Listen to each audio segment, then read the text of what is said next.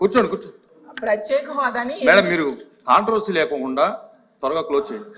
ప్రత్యేక హోదాని ఎందుకు సాధించలేకపోయారో ప్రసంగం ద్వారా గవర్నర్ గారు చెప్పుంటే బాగుండేది అనేసి నా ఉద్దేశం అధ్యక్ష. సరే అధ్యక్ష, ఇంకా ధరల కోసం తీసుకుంటే ఎన్నికల ముందు చెప్పారు అధ్యక్ష, కరెంట్ బిల్లులు తగ్గిస్తామని చెప్పారు, పెట్రోల్ ధరలు డీజిల్ ధరలు తగ్గిస్తామని చెప్పారు, నిత్యావసర సరుకుల ధరలు తగ్గిస్తామని చెప్పారు. కానీ ఇప్పుడు అధికారంలోకి వచ్చింది కూటమి 9 నెలల్లో అసలు ఈ స్వాతంత్రం వచ్చాక ఎప్పుడు లేనట్టుగా ధరలు పెరిగిపోయాయి అధ్యక్ష. అసలు అధికారంలోకి వచ్చాక పెట్రోల్ డీజిల్ మీద ట్యాక్సులు తగ్గిస్తామన్నారు, ధరల మీద అవి కూడా రూపాయి కూడా తగ్గించలేదు అధ్యక్ష. అది మీ సబ్జెక్టా? ఇవన్నీ కూడా ఎందుకు తగ్గించలేదు గవర్నర్ గారు ప్రస్తావించలేదు అధ్యక్ష. ప్రతిదానికి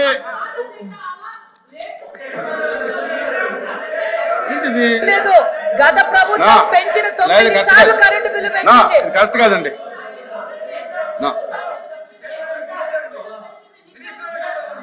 ఏంటంటే ఇప్పుడు కన్సర్న్ మినిస్టర్ మాట్లాడవచ్చు, ఇబ్బంది ఏం లేదు.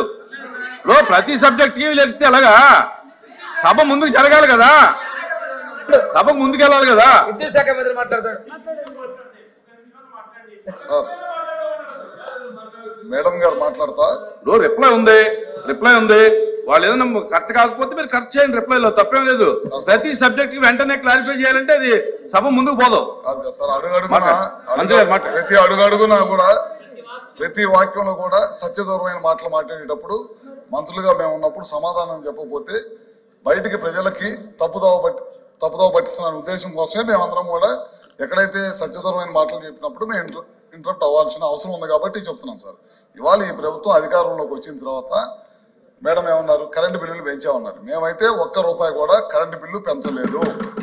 గత సెషన్ లో కూడా వీళ్ళు ఒక ప్రశ్న వేస్తే దానికి కూడా సమాధానం చెప్పడం జరిగింది. ఈ ప్రభుత్వం అధికారంలోకి వచ్చిన తర్వాత ₹1 కూడా కరెంటు బిల్లు పెంచలేదు. గడిచిన ప్రభుత్వం ఈ రాష్ట్రంలో దాదాపు 9 సంవత్సరాలు 9 సార్లు కరెంటు బిల్లు పెంచింది అని చెప్పి కూడా పోయినసారి కూడా చెప్పడం జరిగింది సార్. అన్నాం అధ్యక్ష. మరి 15,000 కోట్ల భారం ఎలా పెరిగింది? విద్యుత్ పెంచలేదు సార్. సార్ పెంచలేదు, పెంచము. ఎన్నికల్లో ఏమో సంపద సృష్టిస్తాము, ఆస్తులు సృష్టిస్తామని చెప్పారు అధ్యక్ష. ఇప్పుడైతే అప్పులు సృష్టిస్తూ ఉన్నారు అధ్యక్ష. అలాగే తీసుకుంటే ఎన్నికల టైంలో మనం చూసాము అధ్యక్ష, అరచేతిలో స్వర్గం చూపించారు. ఈరోజు చూస్తే ప్రజలైతే నరకం అయితే అనిపిస్తున్నారు అధ్యక్ష. యాక్చువల్ గా ఎన్నికల్లో బాబు షూరిటీ భవిష్యత్ గ్యారంటీ అన్నారు అధ్యక్ష. ఇప్పుడైతే బాధుడి గ్యారంటీ అన్న టైప్ గా అయితే పాలన ఉంది అధ్యక్ష. అది అందరూ అంగీకరించాల్సిన నిజం అధ్యక్ష. గతంలో జగన్మోహన్ రెడ్డి గారి పాలనలో ప్రజలకైతే అమ్మఒడి వచ్చేది, విద్యా దీవెన వచ్చేది, వసతి దీవెన, చేయూత, అసలు ఇవన్నీ వచ్చేవి అధ్యక్ష. రైతు భరోసా అన్ని వచ్చేది. ఇప్పుడైతే కూటమి దగా అనే పాలసీ మాత్రం వస్తూ ఉంది అధ్యక్ష. అంతకంటే ఇంకేం రావట్లేదు అధ్యక్ష. చివరగా అధ్యక్ష, 9 నెలల్లో తీసుకుంటే గతంలో శరవేగంగా జరుగుతున్న మెడికల్ కాలేజీల నిర్మాణం ఆగిపోయింది అధ్యక్ష. రాష్ట్రంలో ప్రభుత్వ హాస్పిటల్స్, పిహెచ్సిల నిర్మాణం ఆపేశారు అధ్యక్ష. ప్రభుత్వ పాఠశాలలో అభివృద్ధి పనులు ఆగిపోయి అధ్యక్ష. రైతు భరోసా కేంద్రాలు నిర్వీర్యం అయిపోయి అధ్యక్ష. సచివాలయ వ్యవస్థలు కూడా నిర్వీర్యం అయిపోయి ఉద్యోగులను కూడా కుదించేశారు అధ్యక్ష.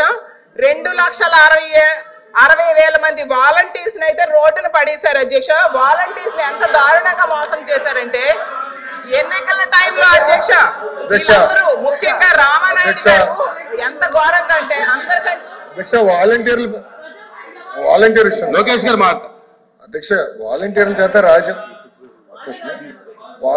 చేత వాళ్ళే రాజీనామా చేయించారు. అంతా రాజీనామాలు చేయించారు సార్. మీరు రాజీనామా చేయించలేదా? కూర్చోండి. ఎల్ఓపి గారు రాజీనామా చేయించలేదా మీరు? ఒక్క నిమిషం సార్. మీరు తప్పుడు సత్యదూరం మాటలు మాడి లైవ్ లో మేము చెప్పేస్తాము, తర్వాత మేము వాకౌట్ చేసేస్తాము అని చెప్పి మీరు వెళ్ళిపోతారు. నాకు తెలుసు. వెళ్ళరా మీరు వాకౌట్ ఆకులు ఉంటే నేను మాట్లాడతాను. ఉంటారా? చివరి నిమిషం వరకు ఉంటేనే ఎందుకంటే అధ్యక్ష గత 2 సెషన్లు మీరే చూశారు. అట్లా వెళ్ళిపోతారు మళ్ళీ బయటికి, ఆ తలుపు నుంచే వాకౌట్ అంటారు. అధ్యక్ష ఏమవుతుందంటే అధ్యక్ష ప్రతి సెషన్ లో సత్యదూరం మాటలు మాడేసి సింపుల్ గా తప్పించుకుంటారు అధ్యక్ష. సో క్లారిఫికేషన్ ఇవ్వాల్సి వస్తుంది అధ్యక్ష.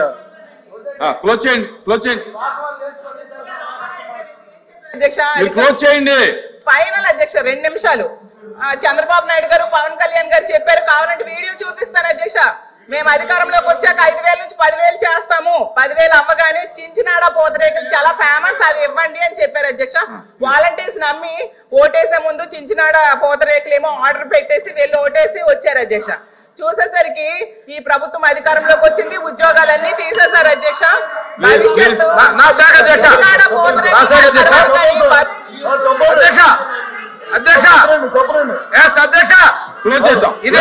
ఇదే సభలో 2023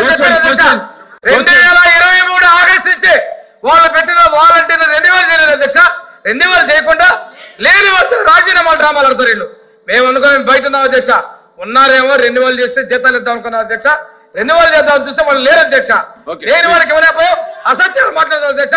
వీళ్ళు ఎంత పాల్గొలాడినా ఎంత సానుభూతి చూసినా వీళ్ళు చేసిన ద్రోహాన్ని వాళ్ళు గమనించారు అధ్యక్ష, వీళ్ళు చేసిన మోసాన్ని గమనించారు అధ్యక్ష. ప్రజలు వీళ్ళు తిరస్కరిస్తే వీళ్ళు ఇంకా నీతులు మాట్లాడతారు అధ్యక్ష. అయిపోయింది, 11తో కూర్చోబెట్టారు. అయినా కానీ ఆ రోజు అమ్మఒడి అది చేసాము, జనాలు తీర్పించారండి, జనాలు తీర్పించారు. ప్రజా తీర్పులు గౌరవించండి మీరు. పేదరిక రహిత సమాజం పడుతున్నామని చెప్పారు అధ్యక్ష. ఈ పథకాలన్నీ ఆపిస్తే, అలాగే చదువు, ఆరోగ్యం, ఉపాధి అవకాశాలు దెబ్బతీస్తే పేదరిక రహిత సమాజం వస్తుందా అని అడుగుతున్నాను అధ్యక్ష. చివరగా అధ్యక్ష కూర్చోండి, కూర్చోండి, అయిపోయింది, కూర్చోండి. గారి ప్రసంగం తీవ్రమైన నిరాశకు గురి చేసిందని తెలియజేస్తున్నారు అధ్యక్ష. ఐవి గారు